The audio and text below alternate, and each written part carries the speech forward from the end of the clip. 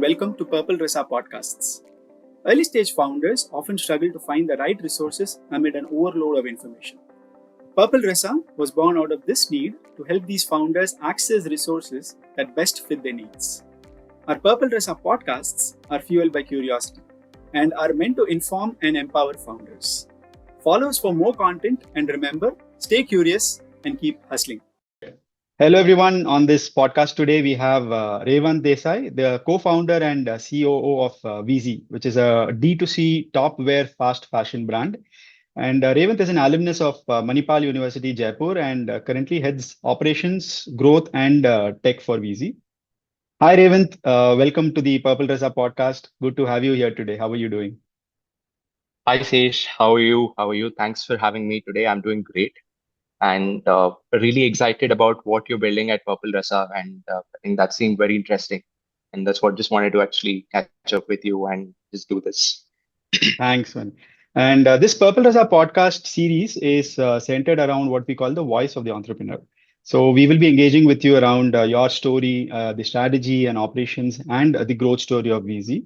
So let's start a little bit about you, with a little bit about you. So take us through your background and what led you to co-founding Weezy.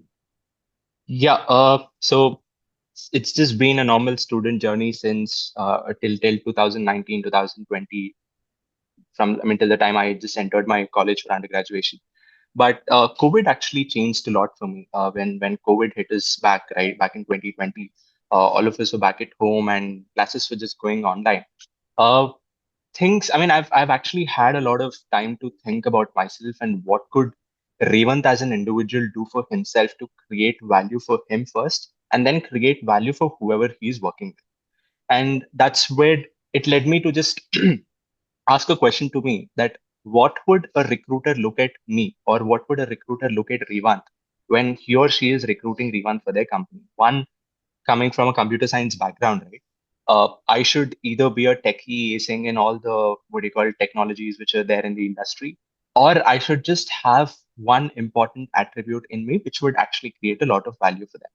And me coming from a computer science background, just giving you an insight, I'm a computer science graduate from Manipal University, as you just mentioned, specialized in data science, graduated last year.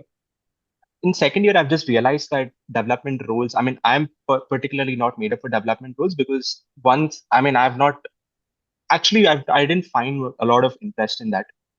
Second thing, I've not found myself building a lot of what do you call good career in that. So that's where I wanted to do something on the business and the management side. And COVID gave me an opportunity to work with an EdTech startup called Unschool. It was just a student community internship, which is just started that time. And I've just started off as a ground sales intern. And then with my 11 months of association with the company together, we've just grown up the team. And that's where, in fact, I've met my partner, Gopal, who is the CEO of the brand right now. And together we've built the students, one of the largest student communities in India, where our team itself has contributed 2.4 crores of revenue to the company. And that's where we understood that we could create a much more larger impact if we are able to do this at this level. Given a chance, we could create a much more larger impact at a larger scale. And that's what actually led me. And in fact, me as an individual also during the college, especially in third year or fourth year, people start thinking about a lot of things about their career as well, right? Rather than me getting into jobs, with all due respect to all the jobs in big MNCs out there, rather than me just being restrictive to a particular vertical like a business analyst or a data analyst or a product, product development team or whatever, right? I just wanted to actually understand how businesses are built from scratch and how organizations are structured and scaled. And that's where I think doing something of this sort would make sense. And when we were thinking around again back in COVID, there was a revolutionary change from offline commerce to online commerce. I'm sorry, right? Offline commerce to online commerce. And because COVID hit us back and no one was actually going out, and a lot of sellers back in Amazon and Flipkart back in 2021, right?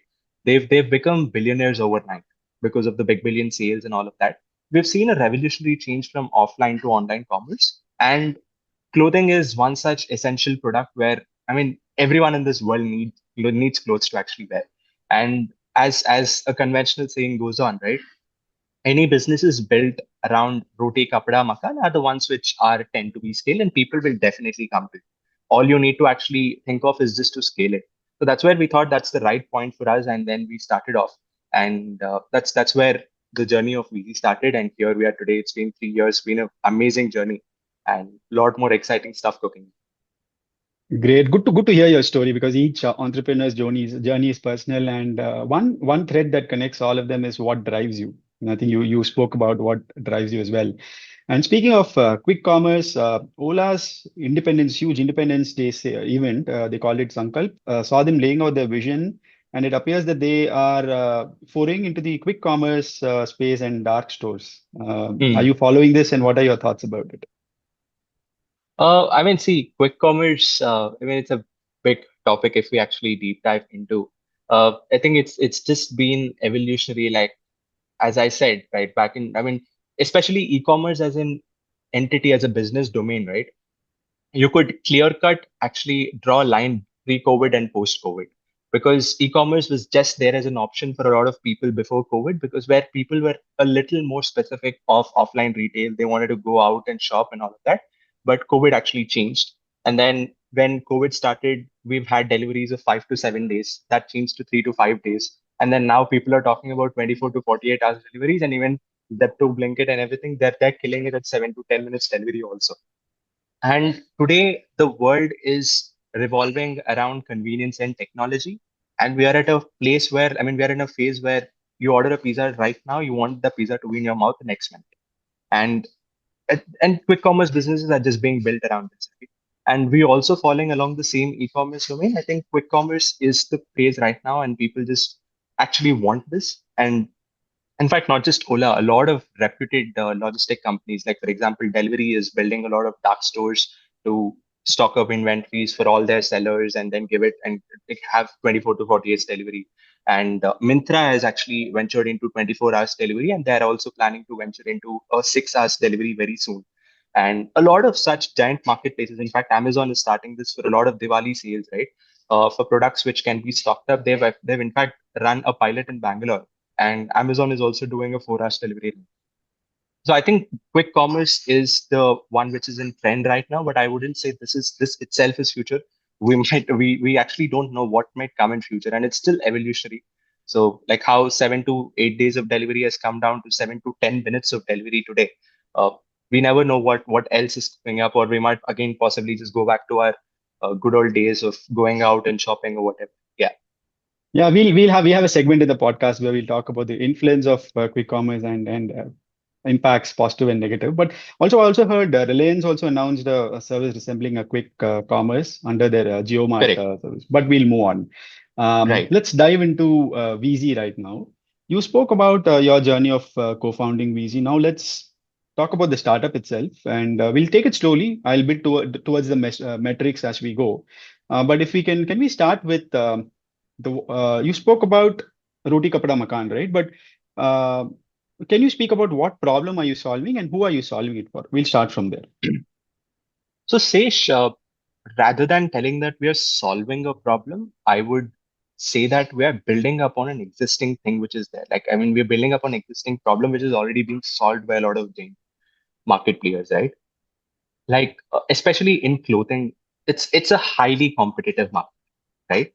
And over the years, you've been seeing brands which are being built as an aspirational brand or as an affordable brand. Like, for example, you have your Max and Zudio, which is affordable, which is not aspirational, right? But on the other side, you have Zara, Blue Orange, Superdry, which are aspirational, right? A lot of people, especially the Gen Z, which actually is the core for any apparel market, any apparel business, 18 to 24 or 18 to 30 years of age bracket, right? These guys, over the years, they've been trying to actually go shop in aspirational brands like Zara or whatever, because age group of 18 to 30 feel that fashion is a statement which actually resembles their attitude or personality. That's how Indians actually function, right? So what we are trying to do is over the years, like if you just imagine like there's a college student who just stepped out of home, staying away from home with the pocket money that they get from their parents on a monthly basis, 5,000, 10,000, and you're going out for a party over the weekend with your friends.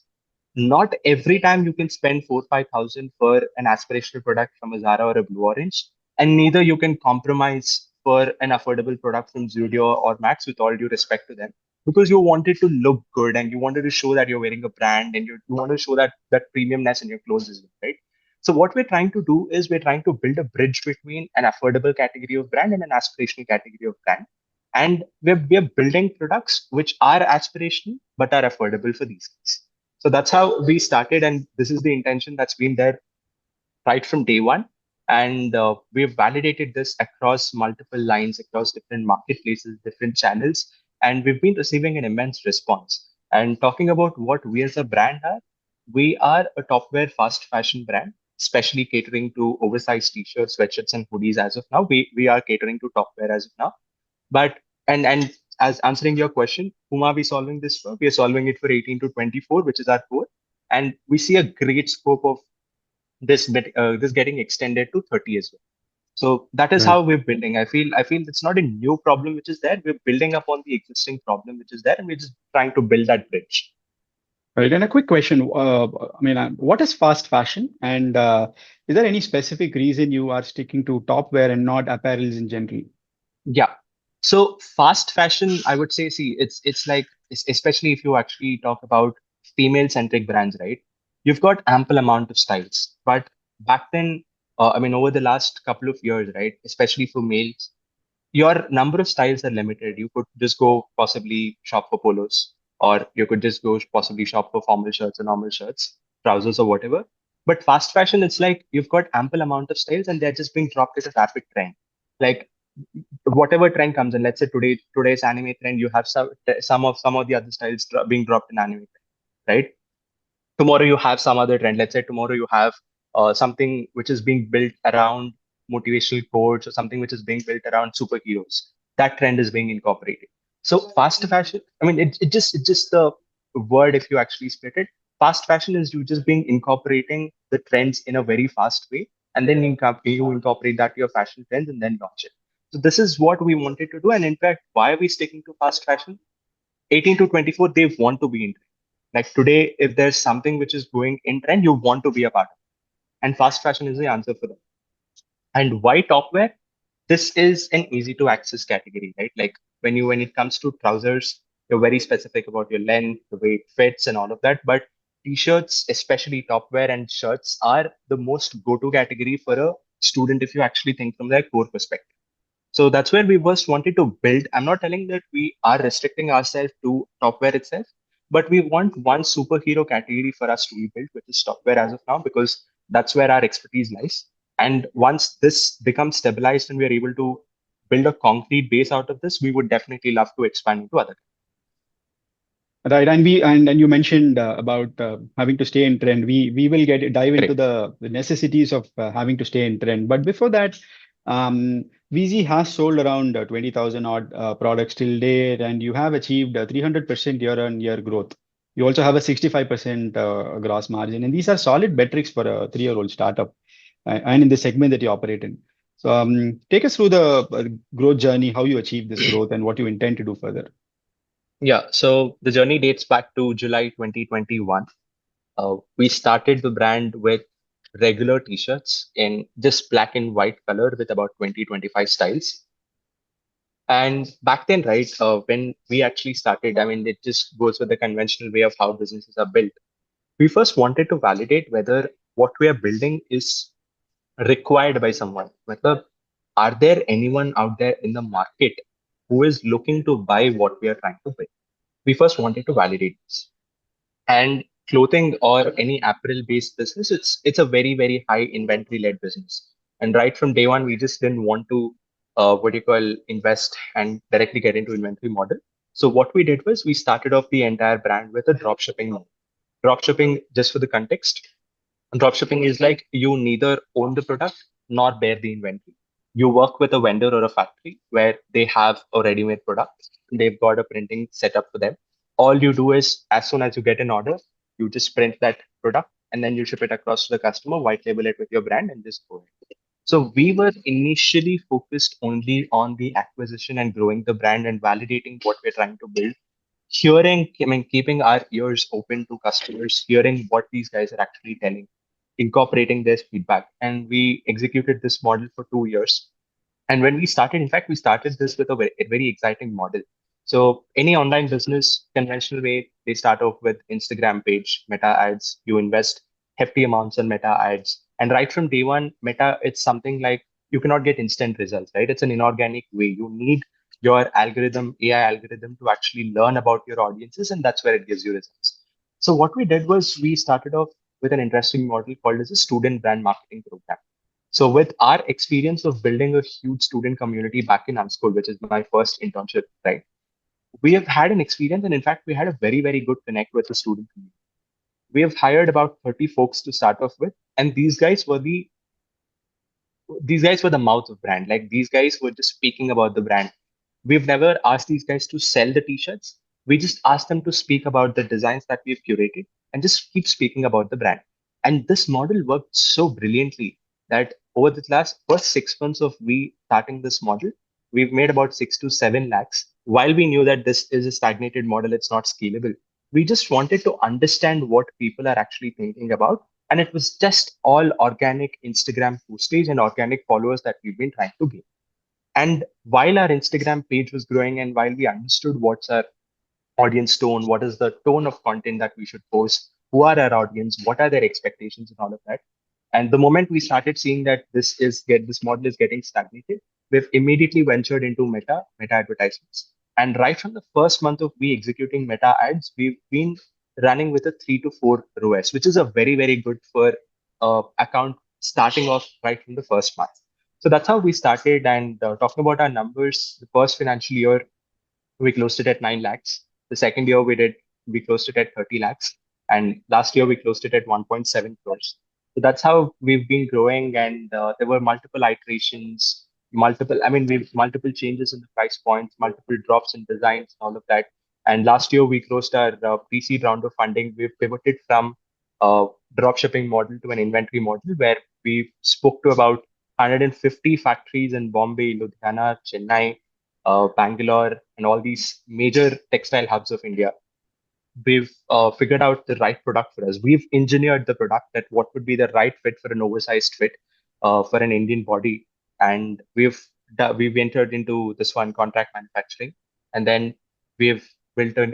We took a new warehouse. We've established that space, and today, yeah, we've in fact particular the new product which was launched. I mean, after we pivoted from drop shipping and then we ventured into contract manufacturing, right? When we've launched our own product, we again wanted to validate this, and that's where we actually wanted to go and speak to customers directly. And flea markets were a great opportunity for us.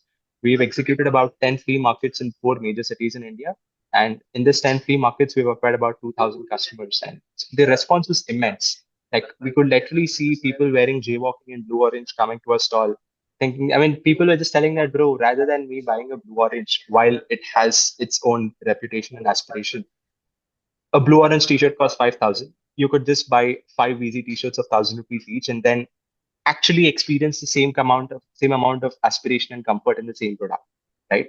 So yeah, that's how the journey has been, and we have a lot of other things to come in as It's amazing to hear the innovation that's gone in at each stage, and well. Yeah, especially with your campus activation strategy, I quite like it. It's an interesting strategy, and I also know somebody else, the startup based out of the US, that's actually tapped into this strategy big time. And you mentioned you closed a couple of rounds of funding, and you're currently in the process correct. of raising your next round. Talk to us about your fundraising journey, specifically from the point of view of addressing early stage founders, into letting them know how the pitching journey is, whether it is as rosy as the shows make it out to be, how brutal can it get, and also, a lot of early stage founders have been reaching out to me seeking funds to support their MVP development when the product is not even ready. What advice would you give these founders on raising funds at this stage? So Sesh, firstly, answering your question, it's definitely not as rosy as what people think about or the way it's projected on LinkedIn or any other public forums. I would say fundraising, it's a very, very mentally draining process because one one thing is you're dealing with money, and raising money from a private entity. It can be a VC, it can be a private angel or whatever. It's not easy. Talking about our fundraising journey, one thing which is, I think, helped us is the kind of relationships we've maintained with people right from day one of the business, irrespective of we had the requirement of funds or not. Like, we've been fortunate enough that we've been backed by a couple of advisors who've been looking at the business, helping us to put on the right track, giving us the edge cases ki boss udhar ek speed breaker hai to Gir jayega, don't go there. Like, they've been putting us on the right track and all of that, right? uh, we've been maintaining good relationships, sharing progress updates to these guys, and the moment we required funds, these guys were very, very fortunate. I mean, these guys were very, very happy to actually come forward and help us.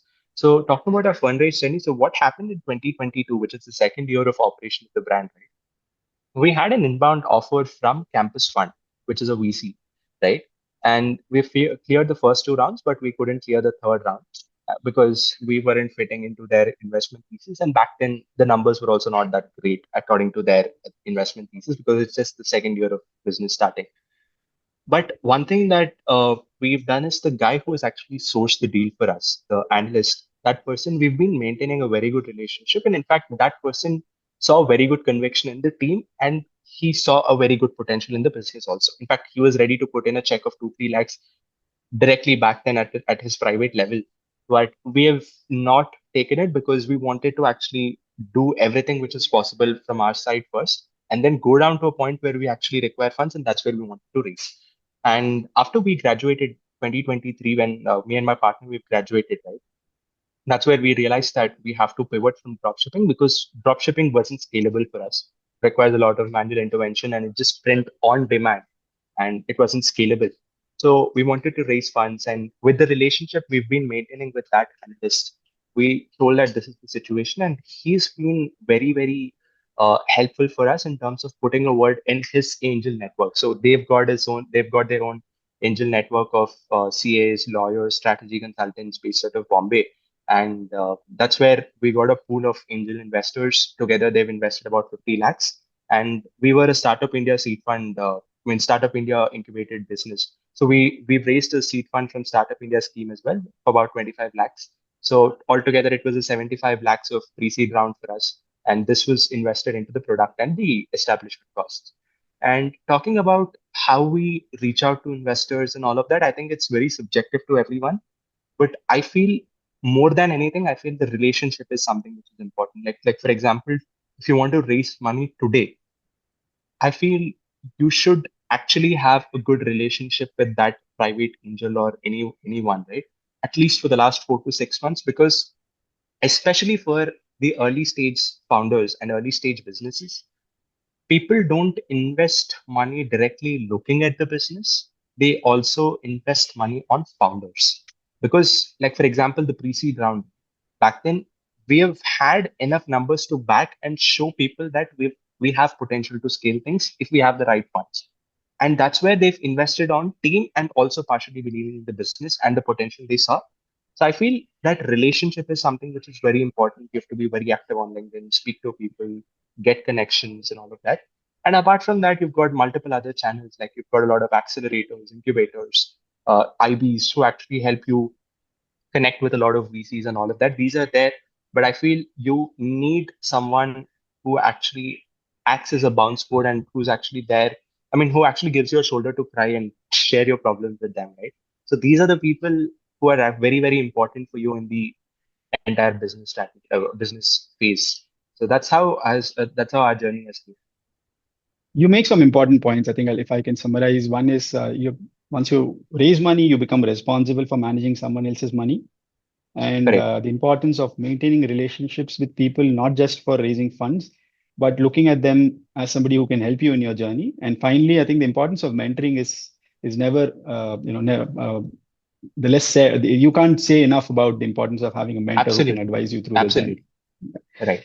And we did a whole episode around the pitfalls of fundraise, and I'd recommend the viewers to watch the detailed, the episode for a detailed analysis of fundraise, and I'll leave the description or the link in the description. People can check it out.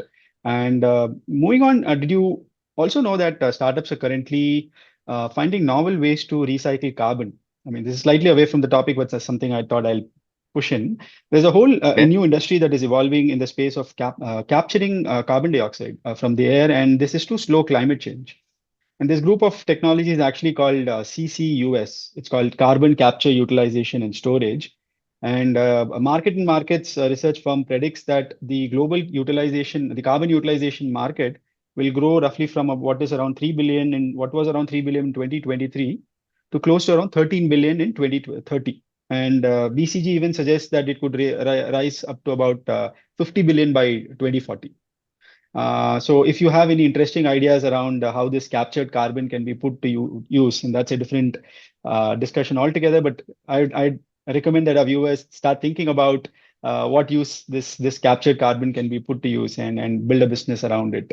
But Yeah. Revanth, coming back to Weezy, Weezy is a D2C brand, right? And it comes with its own set of challenges. We spoke about a few of those earlier. Let's start with the distribution strategy. Take us through your distribution strategy.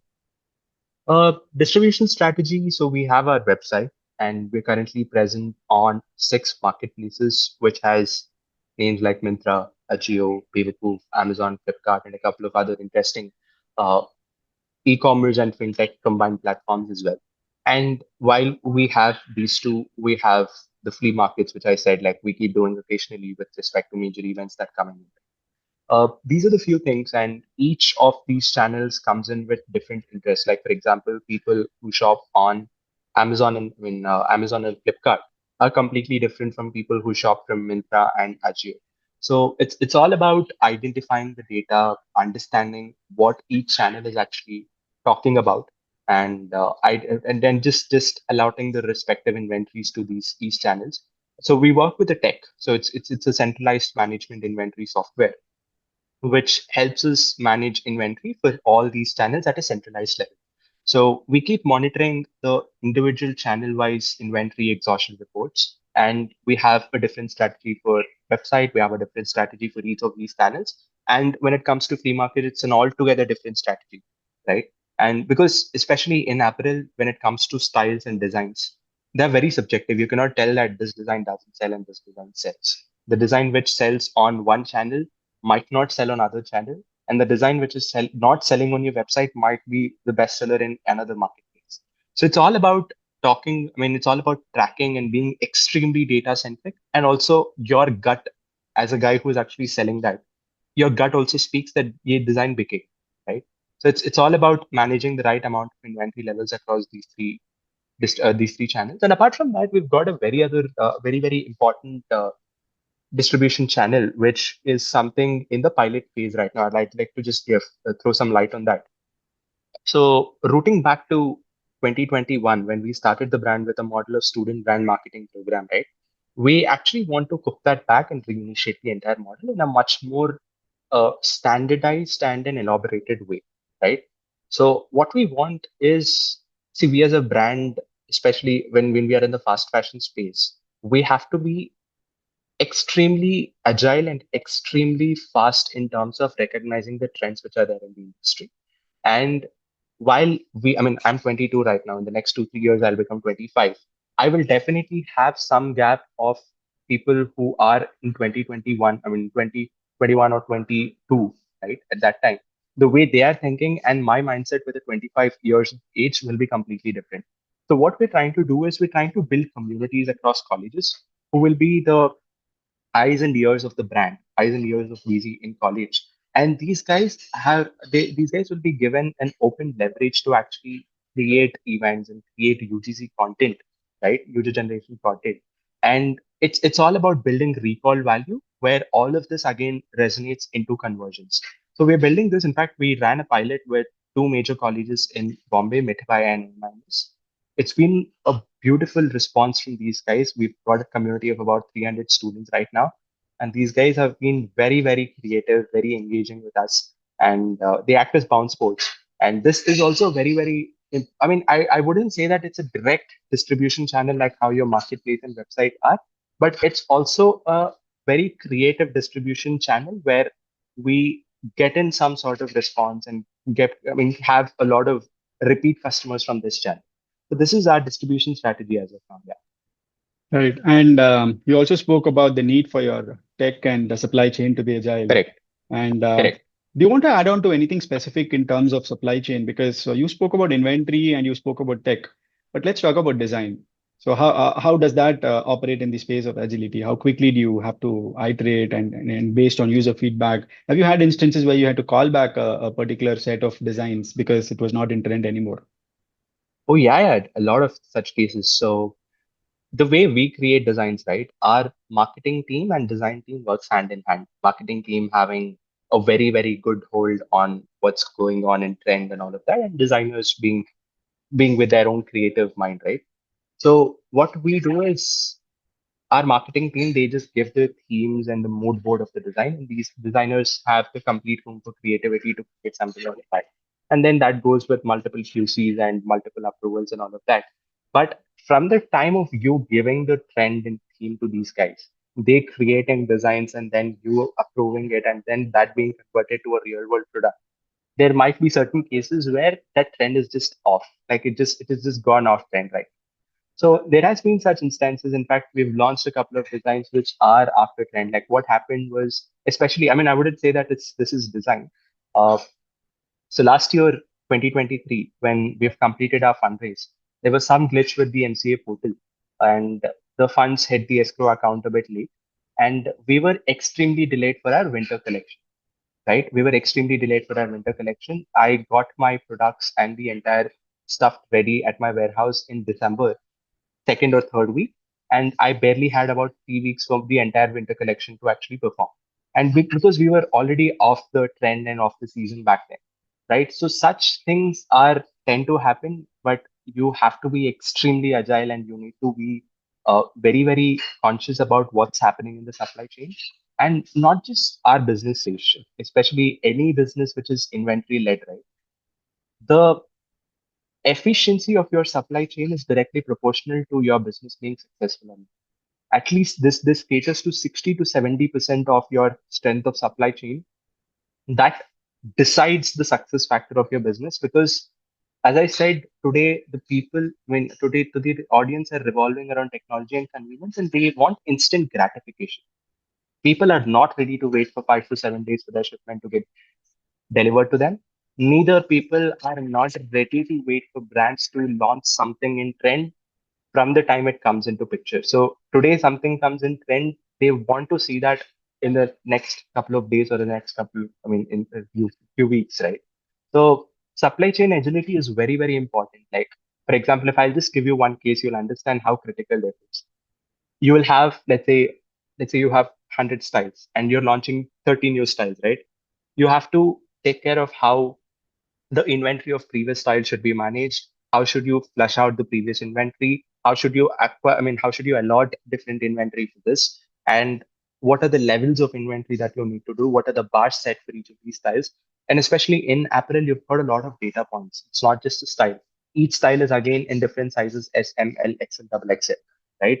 So it is completely data centric, agile, and you have to be completely aware of the end-to-end process, right from you procuring it from someone and delivering it to the customer at an end. So this is a very, very important. Yeah, The supply chain anyway is a complex, it's a complex field, and on top of it, you're adding the complexity of fashion and one more complexity of fast fashion. So I can imagine correct, how correct. crazy it must be. Yeah, Yeah. yeah. And also, to a large extent, e-commerce has influenced brands to adopt two different innovative strategies. We spoke about some already. And I would like to point out, let's say, for example, cash on delivery, return, quick delivery. How are these impacting your business in a positive and a negative sense? Yeah. So I would say it has both positive and negative trends. Let me first speak about the positives, especially for a brand like us, which is a new brand, growing brand. And there are a lot of people who look at us on Instagram and a lot of other social media platforms for the first time, right? Even though they like the product, people are not in a position to trust you on day one ki chalo, I'll pay $1,000 or $2,000 for the product and this brand will deliver it to me. So this concept of cash on delivery, ease of returns and all of that are something which increases the trust level to the customer ki boss, we're there. You don't need to pay us. You just place the order. After you receive the product, then you pay us. And after you get the product, only if you like it, then you keep it with you. Otherwise, you wear it. If you find some other difficulties or whatever, within 7 days, please feel free to return it back to us. Because see, these are the few things which will help you build trust, because it's not a offline medium where people are experiencing the touch and feel about the product, right? If you were shopping in lifestyle or West Side or something of this sort, right, you would have an option of going and wearing your product, checking in the trial room, look at yourself in the mirror, see the fitting and all of that. You know what you're buying for, and you're extremely confident, and whatever the amount it is, you feel free to pay over there. But that's not the case in online medium. I feel these are the few things which increases trust and the customer attraction towards the brand. First thing, talking about the negatives in terms of business perspective. See, cash on deliveries, the function works in this way that let's say a transaction happens today, we realize the cash after 14 days, right? And this leads to something called as cash flow problem. And any business which is in the inventory led business, especially execution led business, right? Cash flow and access to capital is something which is very, very important for us. And these are the few challenges that we have to sail through, because every initiative has its own positives and negatives. We just have to sail through. So these are a few negatives that we have through COD. And especially when it comes to CODs, like if there are a few pin codes where people just place the order, but they get it to their doorstep, but they don't accept the shipment because you've not paid for it, right? You have all rights to just say that, hey, I don't want the shipment right now. And again, the shipment just comes back to your warehouse. So you're bearing the forward logistics cost and the return logistics cost, which is again taking a hit on your business. And especially returns, right? Especially for apparel. When you wear a product, especially when it's a fabric material, you never know how that product is. Like we get back products which comes with odor, which has stains on it, where we can't sell it, neither we can't put it in a warehouse, and the product is wasted. And on top of that, we are bearing a return logistics cost on top of that. We are refunding the customer, we are refunding the amount paid by the customer. So the cash in the bank is actually being deducted again. So while these are giving a lot of convenience to customers, a lot of this process which is there in between, right? Your return logistics, cash flow problem, you realizing the amount, all of this are something which actually makes a hit on your business, but you can't avoid these problems. You just have to sail through it.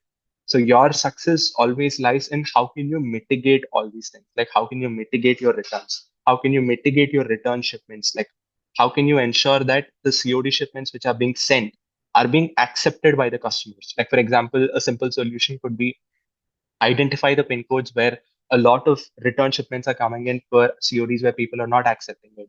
You could possibly just cut off the COD option for those pin codes, or encourage customers to pay it in prepaid format by giving them a 10% or a 5% discount. So your success lies in creative strategies like this where you can mitigate the problem, but I think you cannot escape out of this. Yeah, I think yeah, the last point was very important in terms of how do you leverage the data to actually Correct. fuel your business growth. So we are moving on to the next section where we deep dive into some of the nagging pain points of the entrepreneur. And I want to focus on some challenges you may have faced or currently facing as a co-founder at a startup. And the intent is to start a dialogue on some of the pressing issues that can be solved only if the ecosystem comes together. So, for example, in our last podcast, we spoke about some of the challenges we startups face, and one of them was about finding and retaining affordable workforce. So, let's start with this challenge, especially because India is now raising to be a $1 trillion digital economy, and every company will sooner or later become a tech-enabled and a digital-first business. And India's startup workforce is expected to swell to about 5 million by 2030. So with this context, talk to me about your hiring strategy to train and retain workforce. Yeah. So, Srish, I think this is a evolutionary answer. I think the answer to this keeps changing with the scale of company, right? But I will answer this with a perspective of the scale that we are at right now. See, I would say that divide this answer into two segments. One is we being an especially, I mean, extremely what do you call warehouse centric and all these activities which are there, right? We also tend to work with a lot of blue collar workers because there's a lot of factory moves. and a lot of packing work, warehouse manual labor work, which happens. And this hiring is a very, very important thing. A lot of people just overlook this part of hiring for your teams, but these are the guys actually who make your life easy because I cannot go down and pack a shipment over there in warehouse. Neither I can't go left to create and all of that, right? So retaining these guys are very, very important because these guys are extremely agile and they're just fast moving. They're like they just work for their day rates. They just want to feed their family, have a proper food for the day, and then just have a happy life for them, right? So retaining these guys are very, very important for you. So what we do is we work with an agency, we work with experienced folks, and we take care of them, like, and we show them the growth. In fact, like our blue collared workforce in VZ is not just looked as a blue collared workforce. We treat them as a part of the family. We give them different opportunities to grow while they are being recruited for the specific blue collared activity in the warehouse. Like for example, one guy who's been hired as just a warehouse helper today is our warehouse manager. He is managing the entire blue collared workforce today, and he's been extremely brilliant in the way that he's been managing. It's been just 6 months, and he's just grown up the ladder to managing the entire warehouse at a single handed level. So what we believe in is showing them the moon about what you're trying to build, right? And giving them the right pedestal to play around and giving them that confidence and you backing them up in every single instance. I think this is something which is very, very important for anyone to just stick around, especially in the early stages of business. Because frankly speaking, they're not working with Google or a Microsoft where they feel that, hey, I'm working for a big MNC, I'm working for this brand or whatever. You know that what you're trying to build as a founder, but not all your employees might not understand that, right? So it's your responsibility as a guy who is actually going down and hiring people to show them the vision that what you're trying to build, back them up at every single stage, solve every single problem, treat them as your family. Like we take our blue collar workforce for dinner, we throw them puppies, right? And we give them the right pedestal and an opportunity to grow as a leader. So this is one segment. And talking about the core team, which actually works with us in the business front, I feel we are at a stage where we hire leaders who can be. I mean, we hire people who can be molded as leaders, and we just don't want employees who just does a task based act. There's a difference, right? Like you hire employees, you give them the task that ki boss ye karna hai, ye karna hai. These are the 1, 2, 3, 4 tasks, and you log out at 6 p.m. and then that's it. But that's not the point that we want. Like we have a founding team, we have a core team, but for an organization to be built and scaled, right, at with a high demand, you need a strong second level leadership which needs to be built where they act as a replica, they overshadow you as a founder, and then they act as in your extended hand to actually execute stuff. And we hire people who has that spark in them to grow. As of now, like for example, I've hired two guys from Manipal itself. I've just found that spark in them that they want to do something extra. They're not clear that they want to work with a startup or whatever. They want to do something exciting apart from getting into a job or whatever. I've just ignited that spark in them, showed them the moon that what we're trying to build, and showed them the opportunity and the potential for them to grow as an individual and create value for themselves first, and then create value for business. And I've just given them the right pedestal, and these guys are amazingly performing right now. So I feel one thing which summarizing your question, if you have to retain someone and hire someone, right, at this phase, I feel giving them the right pedestal, showing them the confidence and giving them a potential of growth, and then just backing them up at every single phase they are there with you. I feel these are the few things which will just help them retain with you. And this comes with a lot of things that you pay them salaries or whatever. That's secondary, which and everyone does.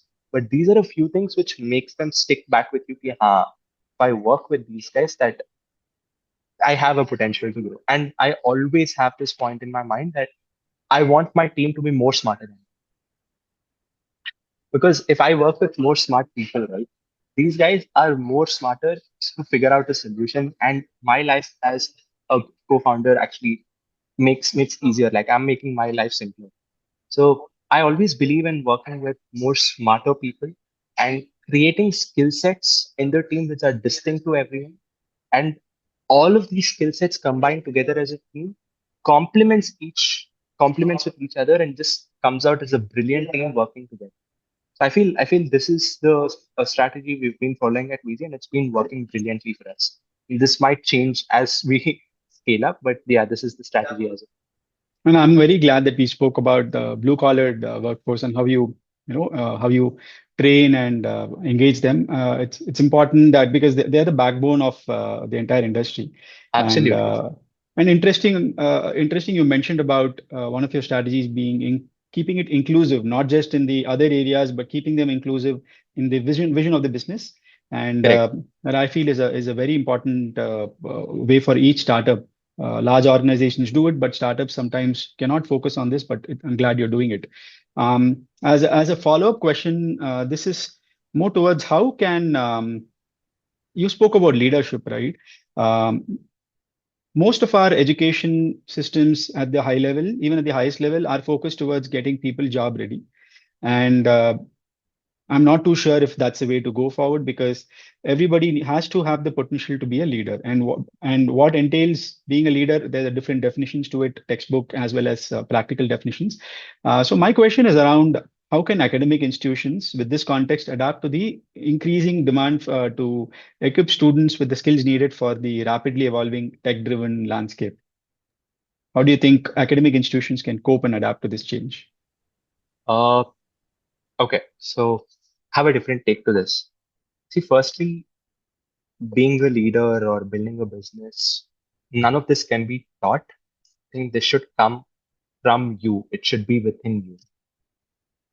I think one thing which would definitely help a lot of upcoming generations is, as you rightly said, a lot of academic institutions, big institutions as well, are extremely centered about making people just job ready. Like people, I mean, institutions are just working in this way. Each other 4 years, train these guys and just land them in a way that they get a job and they're able to just build their career over.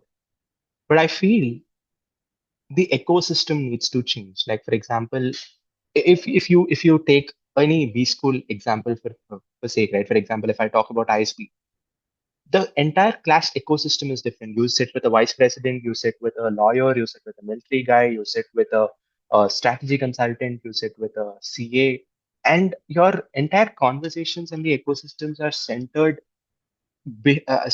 around building something which is exciting or building something which is creative or whatever. I feel that sort of ecosystem is not there in engineering colleges, especially, right? I feel colleges and academic institutions should build such ecosystems and all of that because see, how much ever you put in entrepreneurship classes or whatever, theoretical business is different than you building business. A lot of techies today as well, they come out of college with brilliant products. Like you have a lot of exciting tech platforms being built in the industry today. But the sad part is people don't know to monetize it. As a businessman, what do? You make a product and you sell it. You're making a product, but you're not able to sell it. That's the problem. That is where a lot of I feel we never know a lot of potential businesses are just being stopped at that level because people are not able to monetize it. Right? So I feel academic institutions should build such ecosystems and encourage people to actually build a lot of stuff. And especially when it comes to incubators and uh, private, what do you call e-cells and entrepreneurships, which is cells which are there in the colleges, right? With all due respects to professors of colleges who are actually heading this, I feel institutions should just go a little out of the way and get experienced business folks who've built businesses to actually sit on the board of such incubators and accelerators of colleges, wherein you can actually get a lot of practical insights into picture.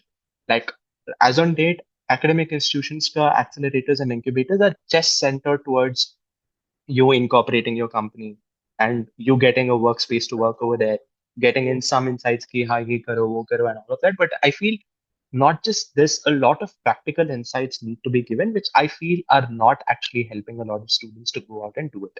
So one thing is I feel building such ecosystems and creating an environment where people are speaking and people are working towards building such stuff. In fact, like how colleges have an final internship. Engineering, where you have a final internship of 4 to 6 months where you intern with companies, right? I feel a model can be developed where 4 to 6 months you develop and monetize it. However, it works or not, I feel the academic institution can just back them up and give them loan of a small working capital loan by tying up with a lot of NBFCs or whatever, and help and encourage these folks to monetize it. If it works, it works. If it doesn't work, it's fine. People are actually working about it, and they're learning about that experience also, right? So not just internship of working with some other companies. I feel in a phase in their entire what do you call academic journey where they are actually asked to go build something and monetize it.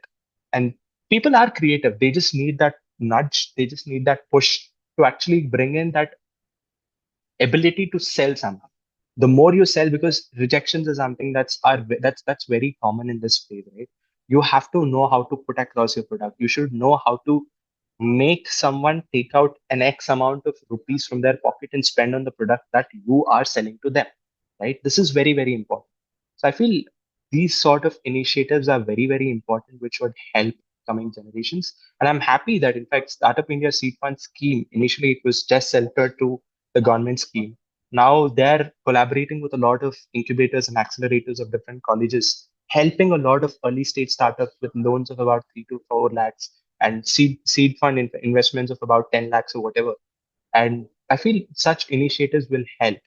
And yeah, I think these are the few things which would nudge a lot of early stage businesses to come forward and just get into industry and see how it works. Because it's a Right very, on. very, you never know how it works, right? You just need to be out there and just keep working on it. That's it. No, amazing point you made about engineering colleges adopting the approach of putting the internship to use. We call it, technology commercialization.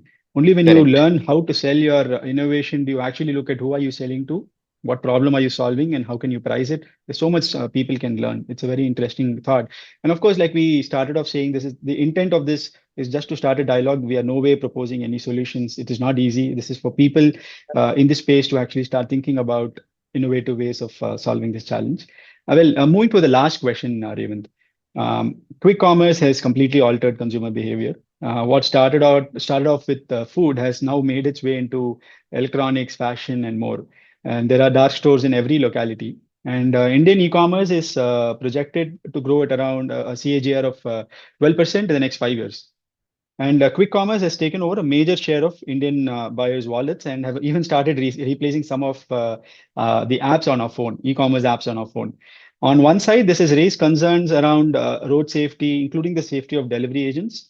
But from a D2C seller's point of view, what specific challenges do brands face with this particular changing consumer behavior? Yeah. Again, this is again centered towards inventory itself.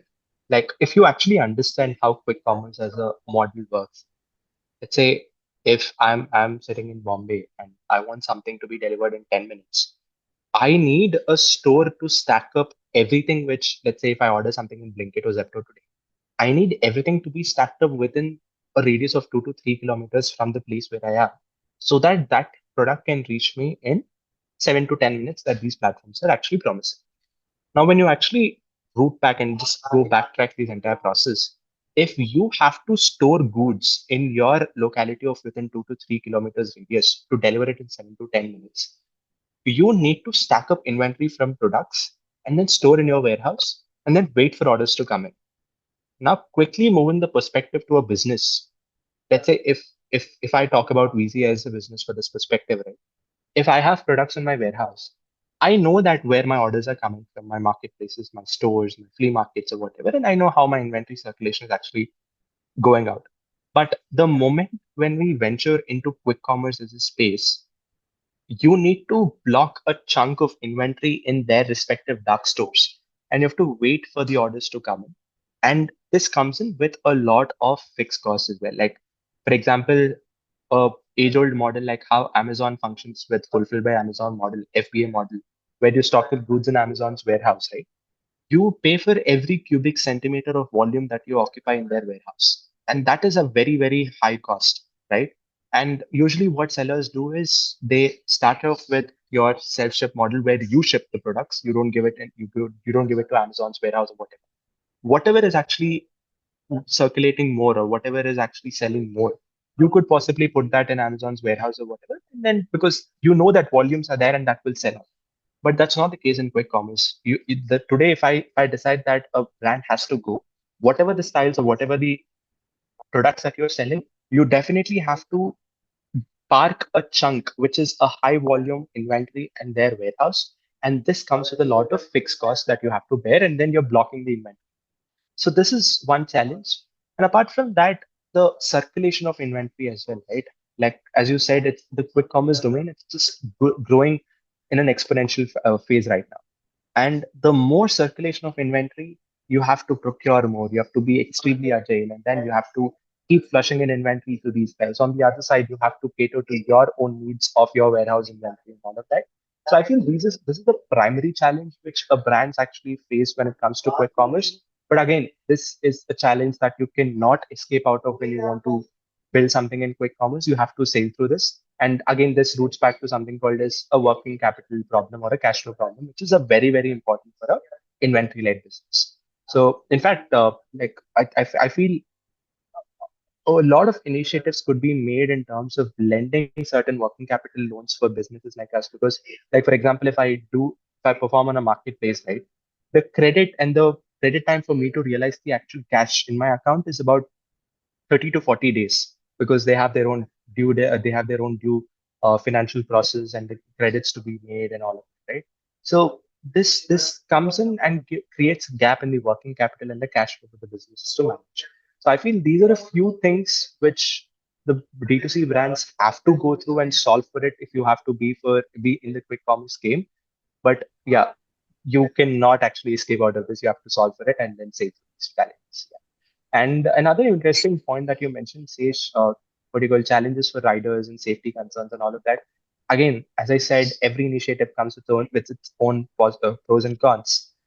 I feel a lot of these quick commerce platforms, especially Zomato, uh, Zomato has given a lot of leverages for their delivery partners. They're creating hubs for delivery partners to rest, right? And a lot of teams for them and helping them financially and helping them with a lot of aids whenever they require.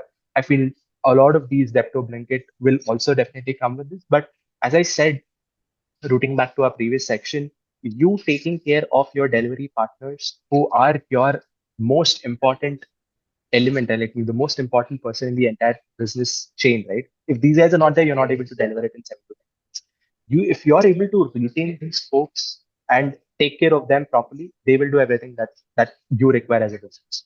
So I feel it comes with equal pros and cons, but we have to come up with some of the initiatives to take care of these guys and retain them so that you're able to function with what you're promising to the end consumer.